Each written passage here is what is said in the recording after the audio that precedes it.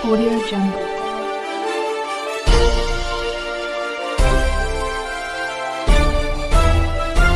Audio Jungle. 6 December 56 साली वेळ कशी ती हेरली, दुष्ट काळाने भीमरायांची प्राणज्योत ती चोरली, दुष्ट काळाने भीमरायांची प्राणज्योत ती चोरली.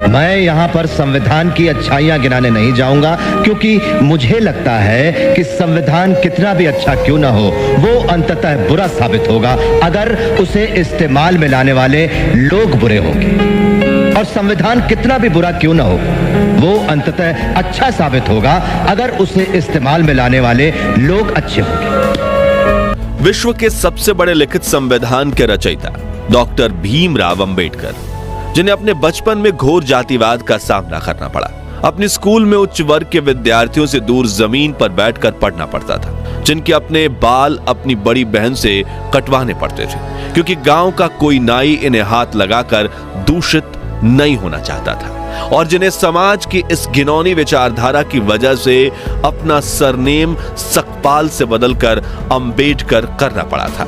फिर भी वो इतनी शिक्षा प्राप्त कर चुके थे कि उन्हें भारत का सबसे ज्यादा पढ़ा लिखा व्यक्ति माने जाने लगा. कैसे उन्होंने अपने लोगों के हक के लिए दशकों तक आवाज उठाई, क्यों बाबा साहेब अपनी सेहत पर ध्यान न देकर भारत के महान संविधान की रचना कर रहे थे, और आखिर में तो वो अपना धर्म ही बदल बैठे जो बौद्ध धर्म अपनाया.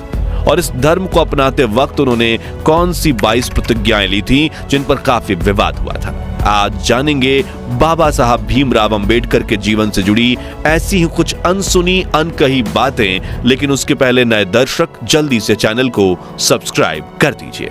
14 अप्रैल 1891 के दिन मध्य प्रदेश के महू जिले में रहने वाले रामजी मलोजी सकपाल और भीमाबाई के घर एक बेटे का जन्म होता है.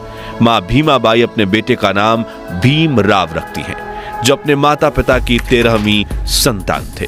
5 साल की उम्र में अंबेडकर का स्कूल में दाखिला करवाया जाता है, लेकिन छोटे से भीम को जल्द ही बात समझ में आ जाती है कि समाज में उनके परिवार के साथ भेदभाव किया जाता है. स्कूल में उन्हें स्टूडेंट्स के डेस्क से दूर कोने में जमीन पर बिठाया जाता था. लंच ब्रेक में उन्हें उस बर्तन से पानी नहीं पीने दिया जाता था जिससे बाकी बच्चे पानी पीते थे. उनके बचपन से जुड़ा एक आंखों में आंसू ला देने वाला किस्सा यह है कि एक बार भीमराव और उनके बड़े भाई को गर्मियों की छुट्टियां मनाने के लिए गोरेगांव जाना था, जहां उनके पिता कैशियर की नौकरी करते थे. दोनों भाई ट्रेन में बैठकर गोरेगांव पहुंच जाते हैं, लेकिन काफी देर इंतजार करने के बावजूद उनके पिता रामजी सकपाल उन्हें लेने के लिए स्टेशन नहीं पहुंचते. भीमराव और उनके भाई ने साफ सुथरे कपड़े पहन रखे थे और उनके चेहरे पर मासूमियत झलक रही थी. जो देख स्टेशन मास्टर इनके पास आकर पूछता है, तुम कौन हो और कहां जा रहे हो? तभी भीमराव बिना कुछ सोचे समझे ये बता देते हैं कि वो महार जाति के दलित हैं, जो सुनकर स्टेशन मास्टर के चेहरे के भाव बदल जाते हैं और वो इन्हें बिना कुछ कहे वहां से चला जाता है. कुछ देर बाद दोनों भाई अपने पिता तक पहुंचने के लिए एक बैलगाड़ी किराए पर लेने की सोचते हैं, लेकिन बैलगाड़ी चालकों तक की भी बात पहुंच चुकी थी कि ये लोग अछूत और अस्पृश्य वर्ग के हैं और वो इनसे बात भी नहीं करना चाहते थे. काफी ठोकरें खाने के बाद एक बैलगाड़ी वाला इन्हें सवारी देने के लिए मान गया, लेकिन उसने इनसे दोगुना किराया मांगा और कहा बैलगाड़ी तुम्हें खुद ही चलानी होगी, और वो बैलगाड़ी से पैदल चलने लगा, क्योंकि उन्हें इनसे दूषित होने का डर था. यह घटना भीम के दिमाग पर काफी गहरा प्रभाव डालती है, जिसके बाद उनका ध्यान हर उस घटना पर जाने लगता है जिसमें उन्हें लोगों ने अलग और अछूत महसूस करवाया था. इसी तरह गांव का कोई नाई इनके बाल भी नहीं काटता था, बल्कि इन्हें घर ही अपनी दादी से बाल या दीदी से बाल कटवाने पड़ते थे. इन्हें गांव के मुख्य कुएं से पानी खींचने पर मनाही थी और कोई बड़ा वर्ग इन्हें अपने घर में प्रवेश तक नहीं करने देता था। इसी तरह बचपन से ही भीम को जातिवाद का अनुभव हुआ और वो हमेशा इसे बदलने के बारे में सोचने लगे। लेकिन इस भेदभाव के बावजूद उन्होंने अपनी पढ़ाई लिखाई से ध्यान नहीं हटाया। भीमराव की किस्मत कुछ मायनों में अच्छी भी थी, जैसे कि स्कूल में कृष्ण जी केशव आम्बेडकर नाम के एक टीचर थे जो ऊंची जाति के होने के बावजूद भीमराव को पसंद करते थे, और उन्होंने ही भीमराव सकपाल को अपनी सरनेम देकर भीमराव आम्बेडकर बनाया था ताकि उच्च शिक्षा के दौरान उनके साथ भेदभाव ना हो। साथ ही पिता रामजी मालोजी सकपाल बेटे भीमराव को अच्छी शिक्षा दिलवाने के लिए मुंबई ले आए। अब यह शहर तो बहुत ही आधुनिक था, लेकिन यहां भी दलितों के प्रति लोगों की सोच उतनी ही छोटी थी। इसलिए जब भी भीमराव अंबेडकर की असली पहचान सामने आती, उन्हें जातिवाद का सामना करना पड़ता। खैर, पढ़ाई में ध्यान देते हुए उन्होंने 17 साल की उम्र में मैट्रिक की परीक्षा पास कर ली। अपने समुदाय में मैट्रिक पास करने वाले वो पहले इंसान थे। इसी साल भीमराव की शादी रामाबाई से करवा दी गई, मगर शादी के बाद भी भीम ने पढ़ाई जारी रखी और अगली इंटरमीडिएट परीक्षा डिस्टिंक्शन के साथ पास की। लेकिन अब उन्हें आगे पढ़ने के लिए उनके पिता के पास पैसे नहीं थे। लेकिन वो कहते हैं ना, जहां चाह होती है वहां राह होती है, और भीमराव आम्बेडकर के जीवन में चमत्कारिक घटनाओं का घटना शुरू हो गया।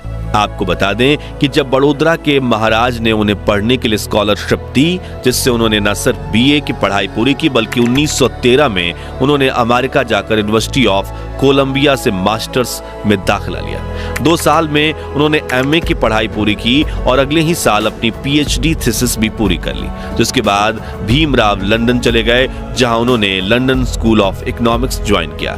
लेकिन स्कॉलरशिप पूरी हो जाने की वजह से वो अपनी पढ़ाई पूरी नहीं कर पाए और बड़ौदा वापस लौट आए, जहां उन्होंने सिविल ऑफिसर का पद हासिल कर लिया। लेकिन यहां भी जातिवाद ने उनका पीछा नहीं छोड़ा और भेदभाव के चलते उन्होंने नौकरी छोड़ दी।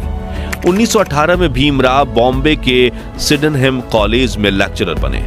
साथ ही उन्होंने दलितों की आवाज दुनिया तक पहुंचाने के लिए मराठी अखबार मुक नायक की भी शुरुआत की, क्योंकि अपने धर्म की वजह से वो इतनी ठोकरें खा चुके थे कि अब उन्हें समझ आ रहा था कि अब अपना हक पाने के लिए उन्हें आवाज उठानी पड़ेगी।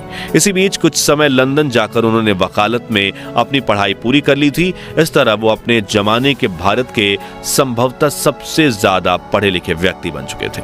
डॉक्टर भीमराव बाबा साहब अंबेडकर को शुरू से ही पढ़ाई से काफी लगाव था, इसलिए उनके पास भारत की सबसे बड़ी पर्सनल लाइब्रेरी हुआ करती थी। मशहूर लेखक जॉन गुंथर अपनी किताब इनसाइड एशिया में लिखते हैं कि जब 1938 में मेरी राजगृह में अंबेडकर से मुलाकात हुई थी, तब उनके पास 8000 किताबें थी और उनकी मृत्यु तक यह संख्या बढ़कर 35,000 तक पहुंच चुकी थी। डॉक्टर भीमराव अंबेडकर के निकट सहयोगी रहे शंकरानंद शास्त्री भी अपनी किताब में लिखते हैं कि मैं 20 दिसंबर 1944 की दोपहर 1 बजे अंबेडकर से मिलने उनके घर गया। उन्होंने मुझे अपने साथ जामा मस्जिद इलाके में चलने के लिए कहा, जो इन दोनों पुरानी किताबों को खरीदने का अड्डा हुआ करता था। जब हम वहां पहुंचे तो लोग उनके चारों तरफ इकट्ठा होने लगे, लेकिन इस भीड़ में भी उन्होंने विभिन्न विषयों पर तकरीबन 2 दर्जन किताबें खरीदी। यहाँ एक दिलचस्प बात यह है कि किताबों का इतना बड़ा संग्रह होने के बावजूद वो अपनी किताबें किसी को पढ़ने के लिए उधार नहीं देते थे।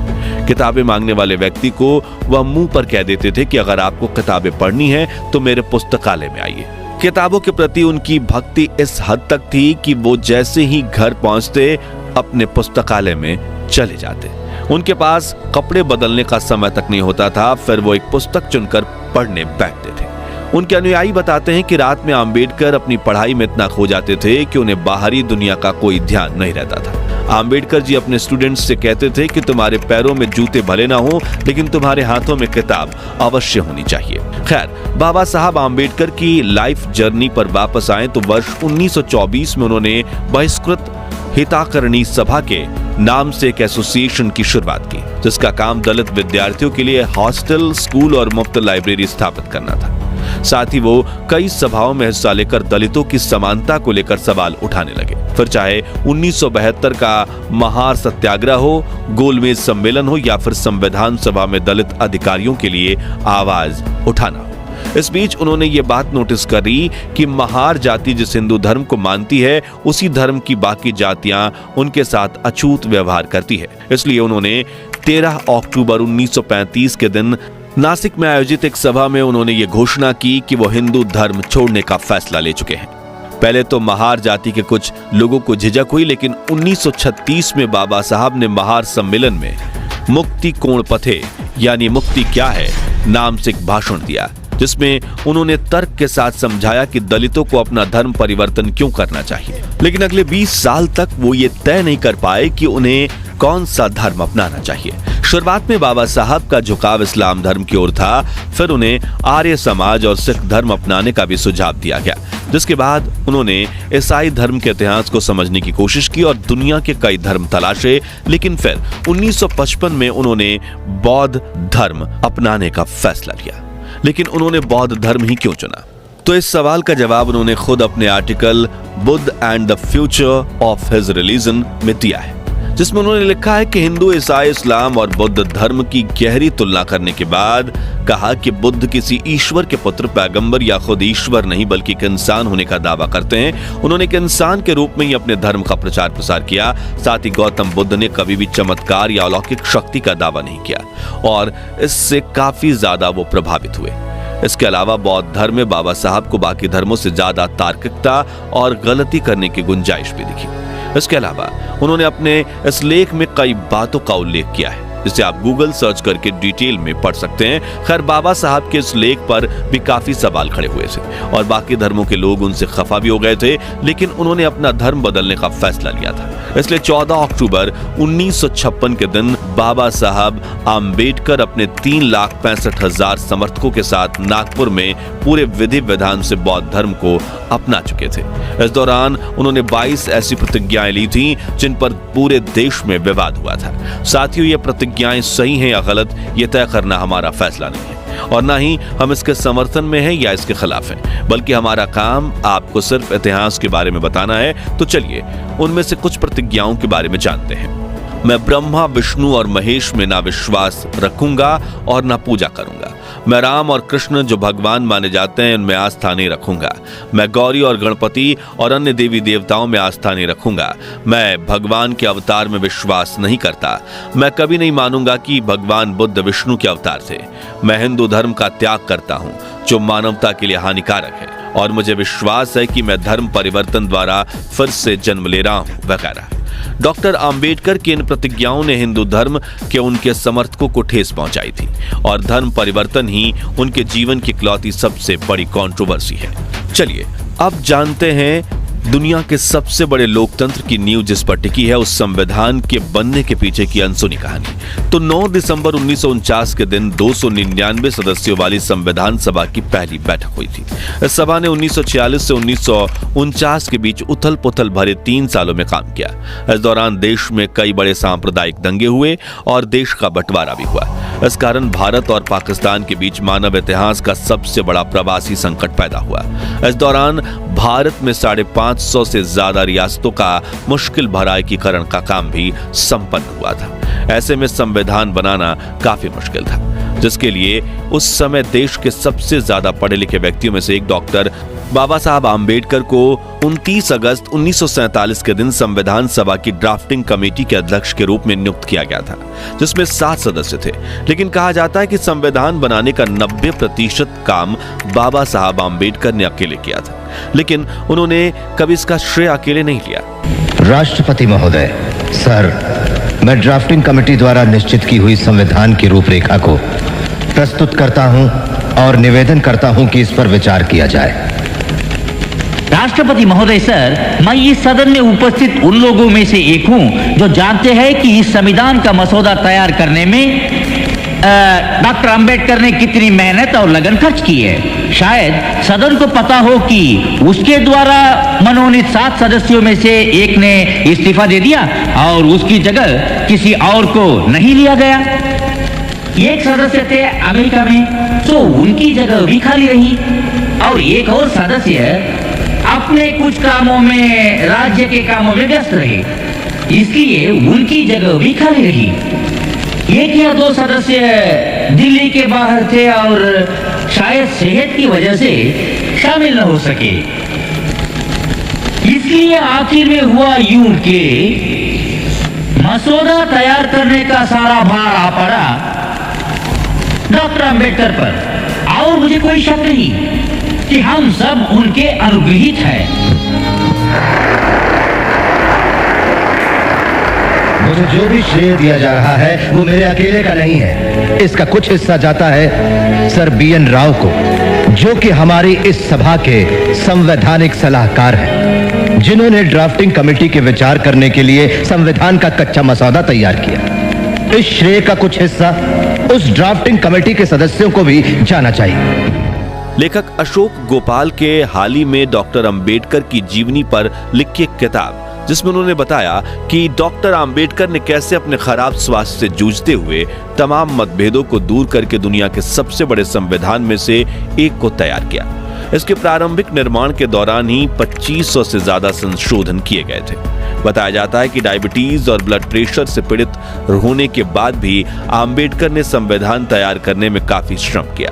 संविधान सभा में लगभग 100 दिनों तक खड़े होकर उन्होंने धैर्यपूर्वक हर खंड को समझाया और 26 नवंबर 1949 को भारत का संविधान पारित किया गया और अपनाया गया। इस दिन को संविधान दिवस या राष्ट्रीय कानून दिवस के रूप में जाना जाता है, जिसके अगले साल यानी 26 जनवरी 1950 के दिन भारत में दुनिया के इस बड़े संविधान को लागू किया गया। इसलिए 26 जनवरी को हम गणतंत्र दिवस के रूप में मनाते हैं। संविधान निर्माण के कुछ साल बाद डॉक्टर राजेंद्र प्रसाद ने स्वीकार किया कि अंबेडकर ने संविधान के कुशल पायलट की भूमिका निभाई। वहीं 6 दिसंबर 1956 के दिन बाबा साहब के निधन के बाद प्रधानमंत्री जवाहरलाल नेहरू ने भी कहा था कि संविधान बनाने में डॉक्टर अंबेडकर से ज्यादा ध्यान किसी ने नहीं दिया और न ही किसी और ने उतनी परेशानी उठाई। तो दोस्तों, ये थी बाबा साहब भीमराव अंबेडकर के जीवन की कुछ अनकही अनसुनी कहानियां। अगर आप भी बाबा साहब के जीवन के संघर्ष, मेहनत और विचारधारा से प्रभावित हैं तो कमेंट बॉक्स में उनकी तारीफ के 2 बोल जरूर लिखिए। वीडियो अच्छा लगा हो तो इसे लाइक और शेयर करके हमें सपोर्ट कीजिए और सियासी जगत से जुड़ी ऐसी ही दिलचस्प कहानियां सुनते रहने के लिए हमारे चैनल को सब्सक्राइब करके पास वाली घंटी जरूर बजा दीजिए। धन्यवाद।